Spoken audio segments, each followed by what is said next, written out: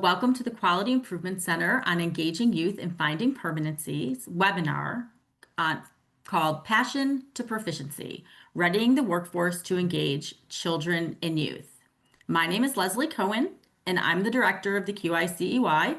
So today I am joined by our training project specialist, Thomas Threlkeld, our evaluation team member from the University of Washington, John Fowler, and finally, our site implementation manager from Montana, which is one of our pilot sites, Kimber Holler.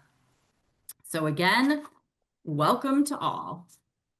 Some of you may not even know what the QICEY is all about. So the QICEY is charged with advancing child welfare programs and practice to ensure that children and youth are authentically engaged and empowered, especially in relation to permanency decision. So we talk about child and youth engagement all the time. It's, I think, a really hot topic right now. And we want to make sure that we're all working from the same definition. So you're going to see in our chat in just a minute the definition that we use to describe child and youth engagement. So we really feel like what the QICEY is promoting is critical and doable. It's about making engagement with children and youth foundational to all the things that we do, rather than having it be something extra to get to when we have time. So it's not about all the new things. It's about changing how we do things, including our culture, our policy, and our practice. It's really a paradigm shift, right? It's about being intentional in how we approach our work with children and youth, making that engagement a priority, especially when it comes to planning and decision making. And it's about turning a task or a requirement into a relational moment that might just not just impact the child and youth in that very moment, but also have long-lasting impact. I think that we can agree that most professionals come to the field with a passion for the engagement of children and youth. So you might be like, what are we doing here today? And we're here today so that we can create a paradigm shift related to child and youth engagement. We can't reap the benefits of child and youth engagement if professionals don't have a solid foundation, including what child and youth engagement is, why it's important to the field, and how we do it. So today, we're going to focus on going from passion, caring about children and youth, to proficiency, how we can transform that enthusiasm into elevated skills needed for productive and impactful relationships with children and youth. One of our pilot sites is Michigan. And I think one of their staff really said it best. Before we teach workers the nuts and bolts of the job, we have to lay a strong foundation, which includes how to authentically engage children and youth we work with. So you can imagine, as we've said so far, this webinar is about engagement.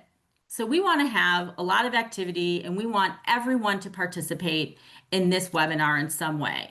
So everybody who's on, check out your reaction buttons, your chat, your emoji. Let me know you're there. Pick a way to communicate with me. Let's test it out. Yep, I see Cindy and April. I'm seeing everybody. I'm seeing the reactions. You should be able to see their reactions. Awesome. I love it. So keep that going. Great job. And we are all about rewarding engaging behavior. I don't know about you. I love a little carrot. So we are going to have 2 random drawings for engagement bags. And what an engagement bag is a nice little package that includes the book that you see here by Bruce Perry and Oprah Winfrey, What Happened to You. It includes a really cool activity guidebook. That guidebook has about 60+ activities that can be done with children and youth. It's a great resource. You can also find it on our website. You have to make sure that your camera's on to qualify. And again, keep your ears open so you'll know when you can respond to the activity that's going to hopefully get you that bag. So we're going to jump into a brief discussion about, or a brief activity, I should say, about what authentic engagement is and what it is not. And so I am going to need your participation. We're going to be using the chat for the next 3 slides. So I'm going to show you a statement, and then you're going to type in T if you think it's true, and an M if you think it's a myth. So here's the first slide. Children and youth agree with child welfare professionals that they are authentically engaged. Let's see those T's and M's. What do folks think?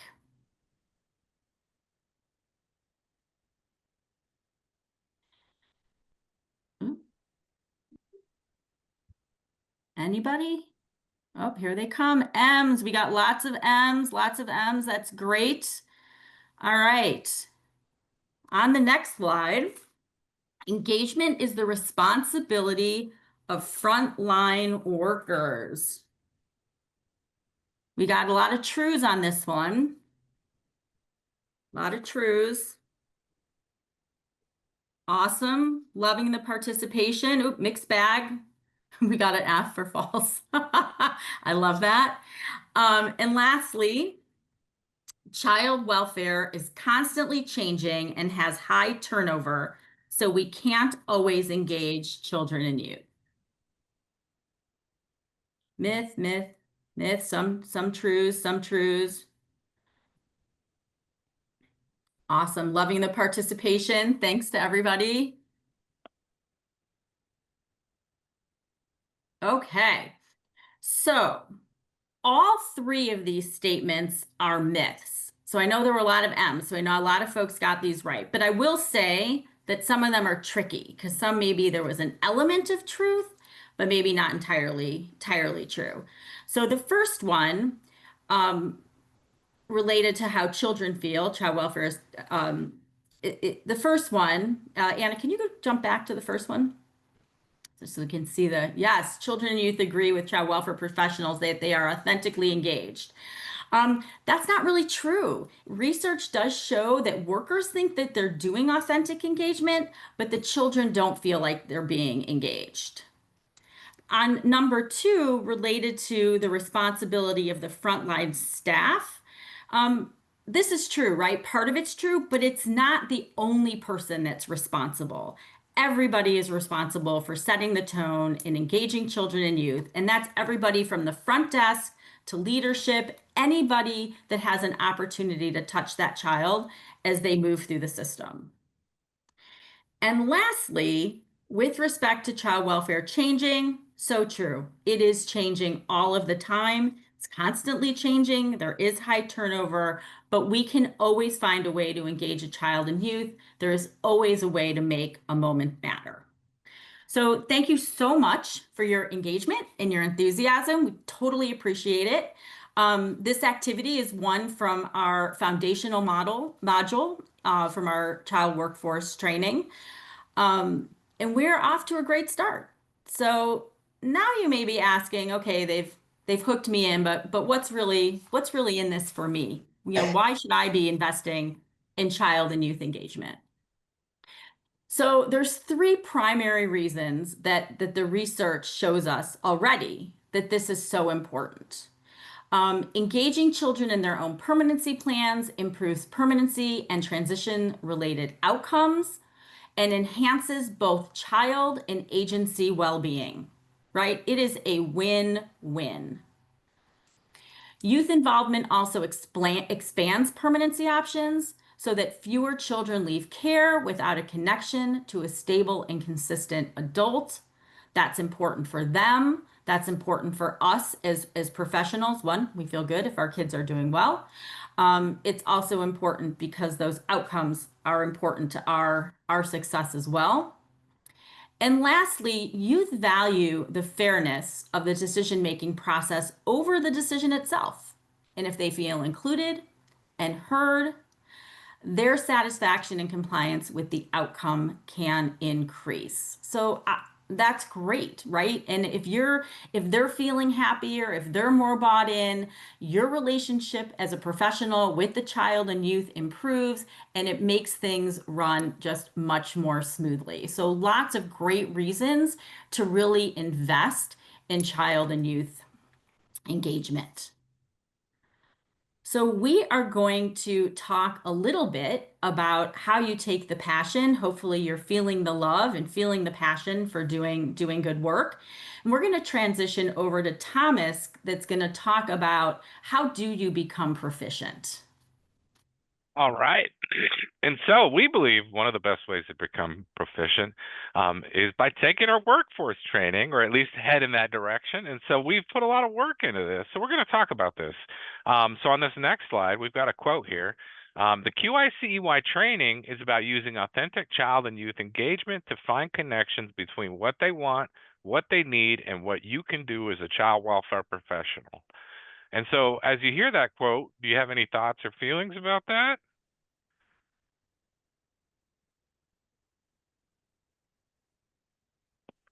When I think about this quote, I always think that we're in such a great position, and that a lot of times workers or professionals may say, well, we can't do A, B, and C. We need to find what we can do, right? And so getting stuck in those moments of what we can't do versus getting stuck in those moments of, well, what can we do? And sticking to it. And so a really smart guy wrote that quote. It was me. Um, Sorry, guys. It made it into training, so I've been really proud that it made it in. Uh, okay, so as we think about that quote, we're going to talk about how we got here. And so, as you may know, if you've been involved in this process, or maybe you don't because you're just joining, but we piloted several components within the seven sites that we were working with across the United States, right? And so, as we were doing those things, as we were implementing the workforce training, we were doing what we can only describe as rigorous evaluation, right? And so I like how we have that word on the screen. But if you guys remember, if you participated in workforce training, we had a lot of surveys, a lot of pre-surveys, a lot of surveys before, and everybody's like, man, this is too many surveys. And we're like, we know, but this data is going to be really, really important, right? And so when we talk about how we got here, and we talk about those pre and post surveys, the fidelity, all of the evaluation stuff, really thinking about how it helps shape the product into what it is today, right? So those early stages, we gathered that data. It took a little bit more work from participants, but we believe that we've got a great product. And so let's talk about some of these changes that we've had going on here. Um, and so with the training modules and the general child welfare, we are now down to 7 modules that you can see that are listed here on the slide, right? And so as we think about the different modules and the changes that we made, we really wanted them to be flexible. We really wanted to highlight, that this is a free resource. It's 7 modules and a total of 11 hours, right? And so ultimately, one of the first modules, or the foundational modules, if you remember before, they used to be 3, but now they're 1, and it's actually 4 modules put together, but it's using engagement to move toward permanency, right? And so this really is what we would consider the foundational, kind of the minimal first step that you would take in taking this curriculum. It kind of sets the foundations for the other modules, right? And so each module focuses on authentic child and youth engagement as it relates to the subject that we have listed there, right? So how do we support cultural connections? How do we support child and youth voice? And so you may be familiar with some of these, but some of these have changed a little bit from the time that we Sorry, I'm getting some feedback. Um, so some of these may have changed a little bit from the time that we were training it, right? And so the module 1 is 4 hours, module 2 is 2 hours, and module 3 to 7 are each 1 hour. And so let's talk about the training modules for the tribal nations. And so with the tribal nations, we ended up with 3 modules that are 9.5 hours. Again, they start with a 4-hour foundational module, and then their module 2 is 3 hours, and their module 3 is 2.5 hours, right? And so again, as we think about these different modules and some of the changes that we made to them, we really wanted to adapt to the flexibility of existing systems and programs, to make sure that they had the time, right? And that was always one of the main things that we were interested in as we were implementing this project. And so again, that foundational piece really provides a lot of the meat and potatoes, and the other things are like, the sides, the supplemental topics and materials that sites would really find relevant in their work in engaging children and youth at their sites, right? And so on our next slide, we're going to review one of the videos here. And so we just wanted to give you a little taste of the curriculum.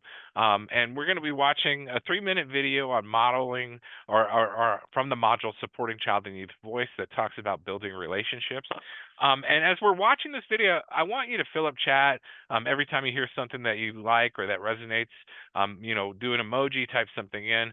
We're really proud of this video. If you've taken part in our training, you've seen a lot of our videos, right? This one has more of a promotional, uplifting feel to it, and so it's really meant to just kind of inspire people as they're watching it. And so we're going to go ahead and play that video. All you need is a relationship to make a real change in a child's life. We need relationships and connections. We need people in our life that believe in us. Because once you have that one person say the words, I believe in you, or I believe that you can, it's a beautiful thing. Sometimes you have to take off that professional hat and be that person for them until they find a new person in their life. Just be human and be there. Just listening, letting that young person talk. A lot of the times people are so focused on what we've been through. We go through that enough, and it's time to focus on who we are and where do we want to go. It's those genuine conversations that build trust. And those are the connections that really make a difference in a child's life. For my caseworker to say, hey, we have to find somewhere for you to go. Our goal is to find you a placement where you can stay until you're 18, and if you decide to stay after that, who do you have who may be willing to help you? Okay, I can now search my mental Rolodex. Everybody's got somebody who cares about them. I basically call it the follow the love approach. When it comes to youth being a part of their story, simply ask. Who loves you? Who cares about you? We do have to find you a placement. Do you have anyone in mind? I knew in that moment, this person is my ally. To allow me to be a part of electing that placement, I was able to step into my own power. It showed me that I had options in my future, that I had a future. I found a voice. I found me. I remember the car ride. My social worker, he just felt like something was off. He's like, what's going on? I was like, I'm just not 100% sure if I'm making the right decision. I'm struggling. And he said to me, he's like, the decision is yours to make. That was huge. Sharing that power and sharing that decision-making helps to prepare them for what comes next in life. I felt like he understood that this is my life that's taking place. He was providing me an opportunity to tell him what I felt might work best. Knowing that when it's all said and done, they have the choice and they have the support behind it. He allowed me to navigate my life, and that's how it should be. Permanency isn't a placement. Permanency is community, the people that support them, the sense of belonging. So we have to ask the right questions. Who are you connected to? Who do you confide in? What would you like permanency to look like for you? Who do you want to be? When a child says, this person feels safe to me, and this is my home, and this is who I trust, you have to validate their feelings. This is their future. They need to be part of the process, because at the end of the day, when child welfare is not there anymore, it's their life. Family doesn't have an age limit. You're always going to need that love and support. It all came down to having that one positive relationship in my life. So when I met my mom and my dad, it was just like, you guys are my people.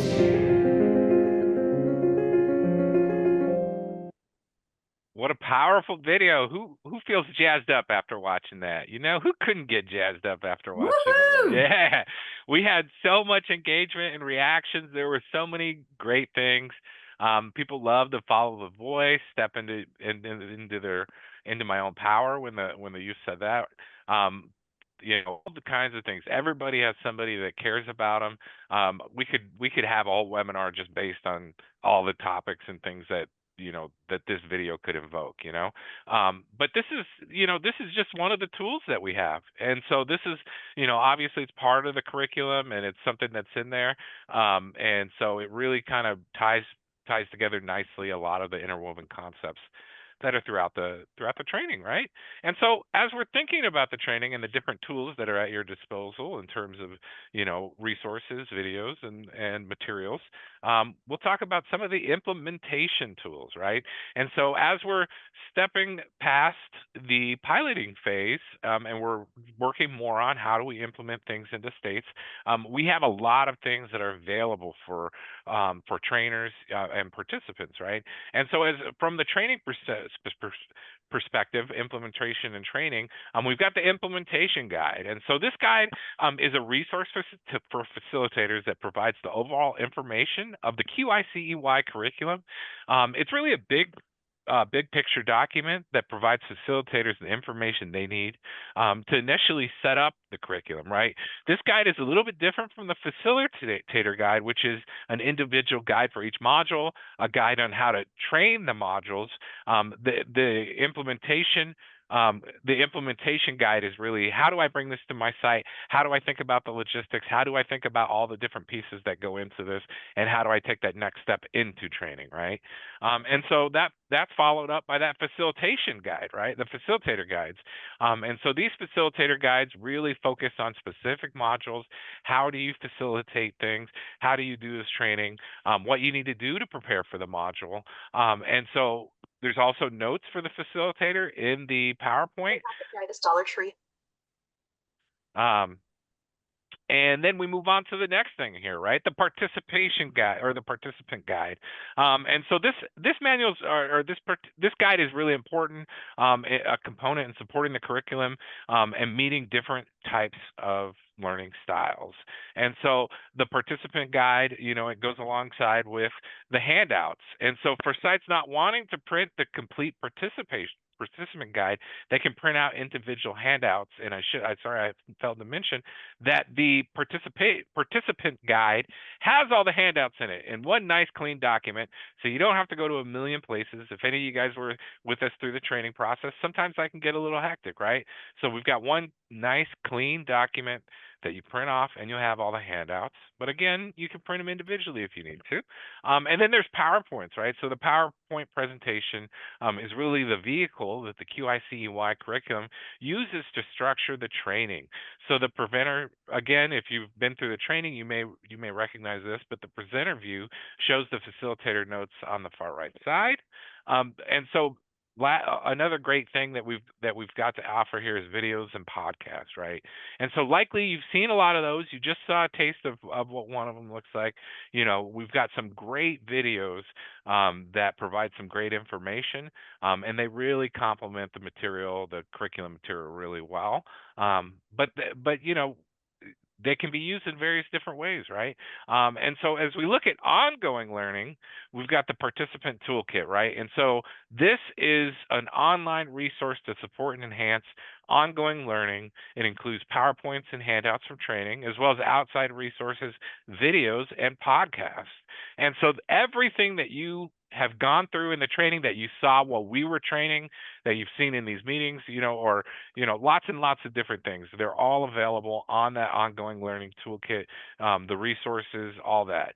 And so if you remember, if you were going with us through the training process, we had a toolkit, but now this is the ongoing toolkit, right? So we do a little. And then the action and reflection guide, right? And so this is a guide for workers and supervisors to supplement the curriculum and to continue to use long after the training, right? And so the action reflection guide is really cool.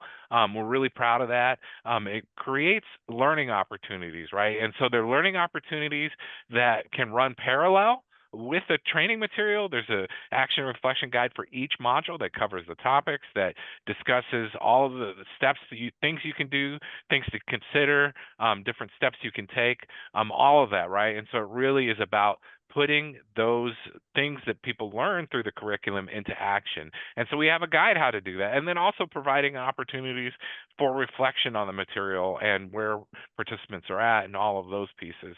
And so all of these things are things that you can find on the QICEY website, the curriculum, where the facilitator materials, right? And so we've got a link there. I think we got a link in chat at some point. There's a link on the screen, but then there's also that little barcode right there.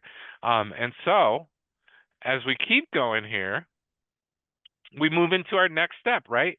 QICEY training. It's all about engagement. So it makes sense that we would try to engage you as much as we could through this training. And so here we have a wonderful little contest here. We've got some giveaways that Leslie mentioned earlier. And so what we're going to do is we're going to go back to the previous slide.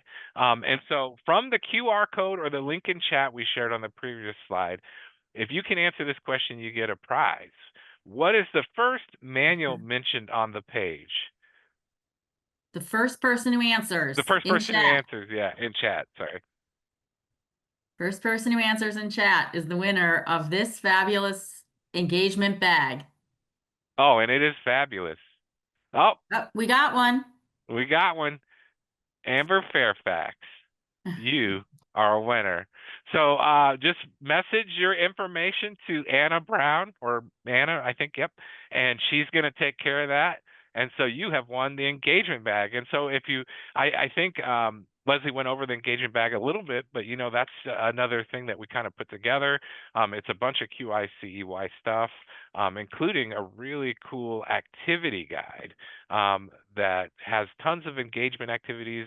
It really can support work for child welfare professionals working with children and youth and engagement. And so we've got a whole activity guide that we're going to provide Amber there. But this is available to everyone if you go to our website and you check out those facilitator materials and the materials that are associated with this training. And I'm going to pass it on to John for evaluation. Thanks, Thomas. Hi, everybody. So as Leslie mentioned at the beginning of the webinar, my name is John Fowler, and I'm a member of the University of Washington evaluation team. Our team's main role with the QuickEY project has been to help understand whether each project component is working as it was designed and intended. So Leslie already shared some of what we knew about child and youth engagement before we designed and implemented the workforce training on that What's in it for me slide a few minutes ago, and I'll be sharing some of our exciting new findings from the mini surveys that Thomas mentioned related to the training that we implemented in the sites. So on the next slide, we'll see that the workforce training was piloted in 8 sites, states and tribal sites. We evaluated outcomes for workers and supervisors 6 months after the training was completed, in comparison to the site's trainings as usual. Some of the promising high-level takeaways from these findings were: 1, workers noting increases in youth participation in their cases and permanency plans. And these improvements were particularly noted for youth aged 8 to 13 and 18 to 20. Increased workforce preparedness, with staff feeling more confident to engage youth. And 3, organizational changes, with staff reporting a shift in their agency's cultures, valuing the inclusion of youth voices in decision-making processes. And on the next slide, I'll share a few more details related to these findings. So there were 2 versions of the workforce training that were piloted. One version was piloted in 5 states with a total of about 700 participants. And that evaluation looked at impacts to caseworkers and supervisors separately. For caseworkers, the largest areas of improvement as compared to those who received the trainings as usual in their sites were: 1, noting an increased number of agency policies that emphasize the importance of engaging youth; 2, an improvement in their skill set for engaging youth; and 3, greater feelings of confidence in engaging youth. For supervisors, the most noteworthy findings were in seeing organizational level improvements in promoting meaningful youth engagement. A culturally adapted version of the training was also piloted in 3 tribal sites with a total of 63 participants. And this version of the training also had really positive results, especially related to participant beliefs and the importance of informing and engaging youth about their case and in-court hearings. The other area of largest change in the tribal sites was an increase in engagement of youth aged 14 to 17. So on the next slide, we'll see that while these results are great, what we really want to know is how what we've learned can guide the kind of work going forward. And we have 4 main implications for practice from the results. So the first is just how important ongoing targeted trainings are for workers, as workers seem to benefit the most where participation was sustained. The second is how important it was for agencies to update their policies, in particular to emphasize the importance of including youth voice and engaging children and youth. The third area is related to workforce culture.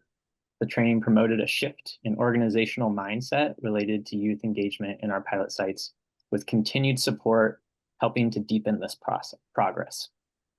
And finally, we learned just how helpful this kind of training can be for supervisors to integrate and model new youth engagement practices for caseworkers.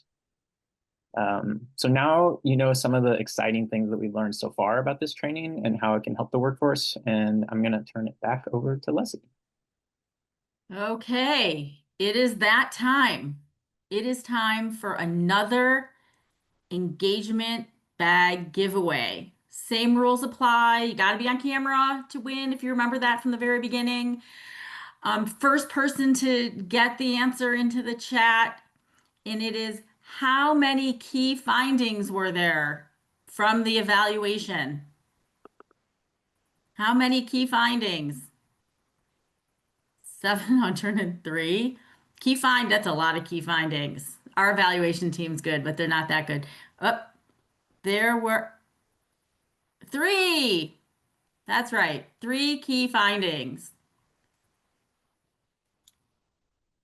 Here we go. Awesome. So that is Stephanie Criswell. Stephanie, if you can email, send in the chat, sorry, your email to Anna Brown, that would be great. Thanks everybody for playing along. We love it. The case for investing in child and youth engagement is really best made by the folks that are doing the work, right? They see the results of their efforts every single day. So we're going to turn the webinar over to Kimber Holler, and she is our site implementation manager from Montana. We're going to start with a quick message from her. Hi, my name is Kimber Holler, and I'm the site implementation manager for the QICEY here in Montana. I had received this email a few weeks ago when I was gearing up to go around and do trainings for the program model. This caseworker and I had been emailing back and forth multiple times. Her name is Christy Allred. She's a CPS worker. Part of it was great, really. She had a lot of questions, wanted to make sure she was implementing the program correctly, making sure she had the details and the order correct. And then I kind of read further down in the email and just this one sentence. And she says, you know, I'll be completely honest with you about this entire process, ... And then I read on and she just says, my immediate thought was, great, another training that no CPS worker has time for. I attended the QICEY training soon after starting with the department before having a caseload of my own, and thought the entire idea behind the program was amazing. Forming relationships and connections with youth and families in care, being the support person for them, engaging youth, giving youth the opportunity to help plan their future. These were all reasons behind me accepting a position at the department. However, throughout the training and after returning from the training, my immediate thought was, there's no way any CPS worker has time to implement any of these concepts.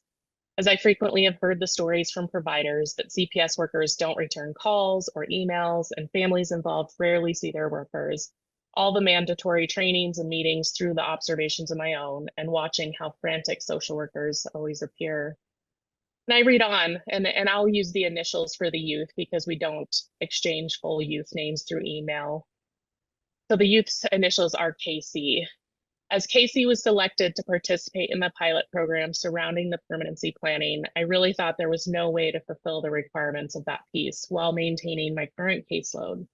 However, with effective time management and organizational skills, not only have Casey and I been able to talk about this program in specific, but I have been able to support her in other capacities that encompass the ideas behind the entire QICEY program. I have attended multiple basketball games of Casey's so dad could attend and I could cheer her on. I have helped Casey's sister with her homework on a Friday afternoon. I have helped with filling out job applications and practiced mock interviews with her. I've driven her to potential job locations to turn in applications. I've provided weekly transportation to and from therapy, and I have provided transportation to and from medical appointments, all of which I contribute to attending the initial QICEY training and implementing the concepts of the program. And I think multiple things I got out of this email, but going back to one of the original QICE lines that I hear all the time is the moments matter. And to hear that and see that in action and see her having those moments of filling out job applications and having those moments of taking the dad to the basketball game and having those moments helping the sister who may or may not be on her caseload, helping her with homework on a Friday afternoon. And so I just think that moments do matter. Those are the moments that that youth is going to remember 10, 15 years down the road when she's out of care, that she had this one caseworker who really took the time to have those moments, you know, quality over quantity, and that meaningful engagement is what the QICY is all about.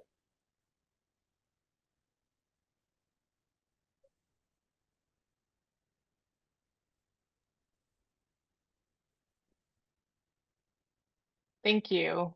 One other thing I would like to share with that, you know, as in the recording, it is, you know, she was a very new caseworker. And I think that that is always the best case scenario, right? Is that we can get these folks when they first start.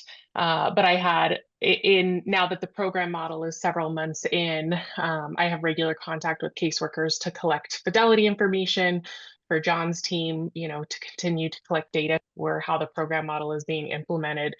And I had some really good information, one of the fidelity forms in general. And I just always like to ask the caseworkers, like, how is that going?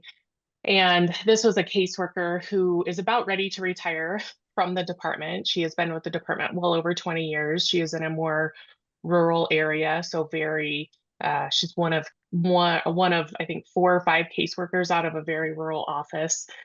So they tend to get understaffed pretty quickly or overwhelmed. If they lose a caseworker, then everyone else in the office is helping. And she said, you know, I've been with the department, you know, over 2 decades now. I'm about ready to retire. And she's like, I don't care any less for the kids that I help. But what I will say is that I'm really grateful to have gone through the workforce and being a part of this program, because it really reminded me to keep the youth and engaging them and asking them directly what they want. It reminded me to keep that top of consciousness, because we often just get lost in court deadlines and triaging and placement and blowouts and youth becoming dysregulated or trial home visits falling apart. And so I think it's also just important to highlight it's not just the new caseworkers that are the ideal audience for this training. It is also the reminder to seasoned workers who are maybe even on their way out the door, to just remind them to stop, engage the youth, you know, check in with them. What is their current understanding of their case plan? Why are they still in care? And are there new people that you've formed relationships with? Is there any you know, new connections you have made? Just to stop and ask and engage the youth, rather than they can just get so caught up in triaging for placement and court dates and things like that. So I think it's important to hear both sides of the spectrum, from a new caseworker and from a well-seasoned caseworker. So just adding that component there.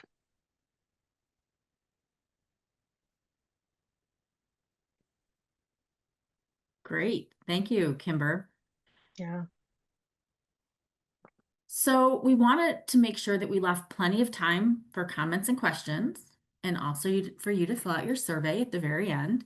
But I'd like to open the floor to everyone who is on the call. Either type your question into chat, or feel free to take yourself off mute and ask out loud.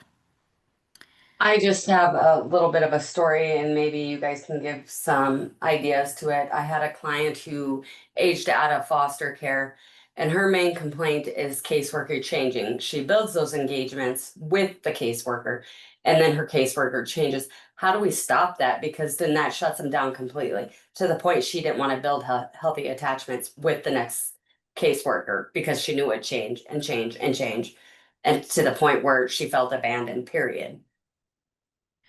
Yeah, I mean, I think that's tricky.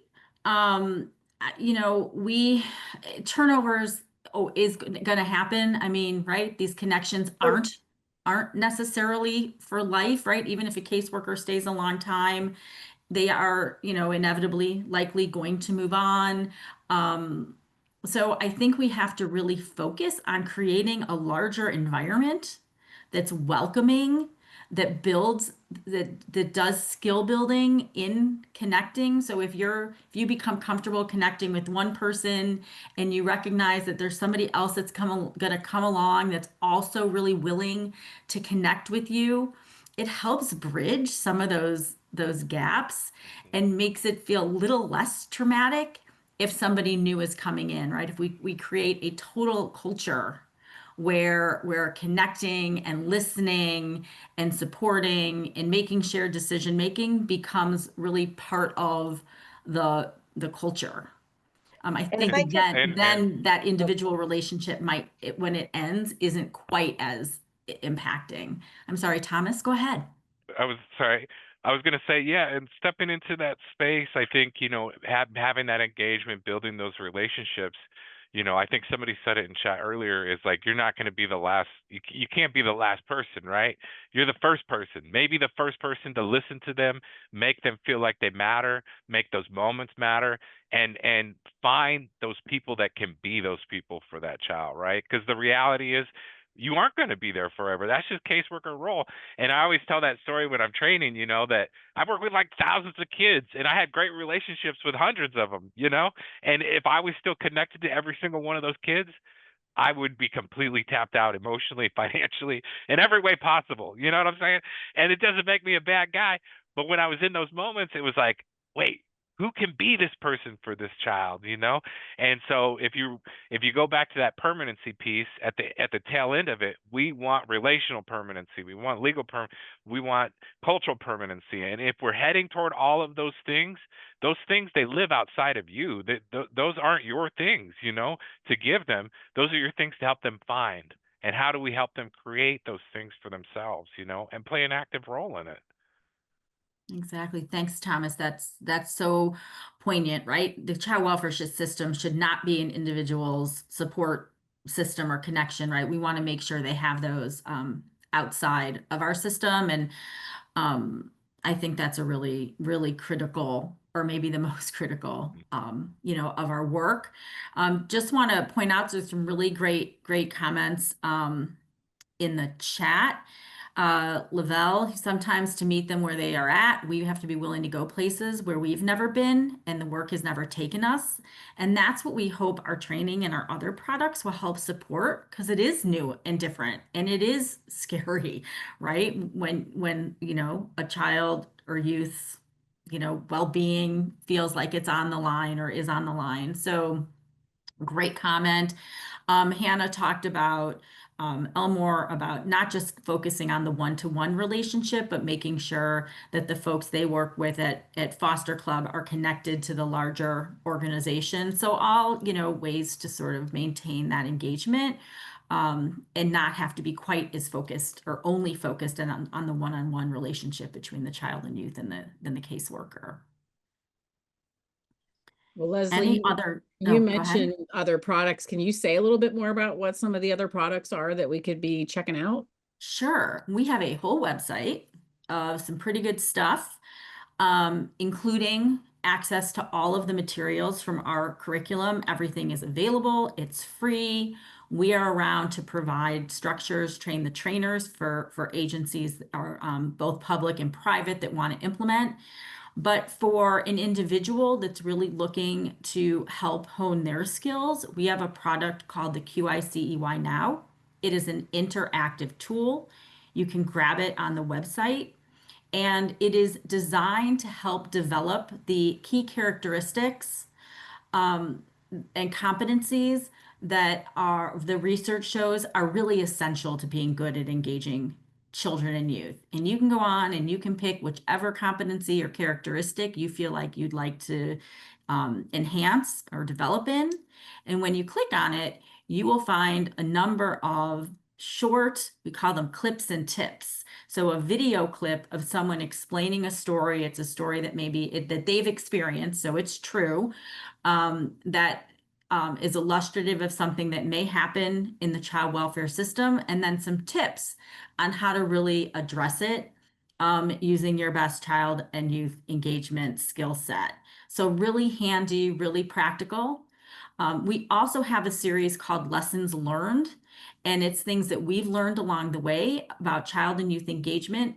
They're really written for, I would say, supervisors or administrators, people that are going to implement some or policy and practice or encourage a shift in policy and practice, and really some great informative tools to help get that work going. And what I'll say about them is they are short. We have a lesson, and then we have how do you implement the lesson that we're trying to teach. So they are very practical, very usable. Thank you all for participating today.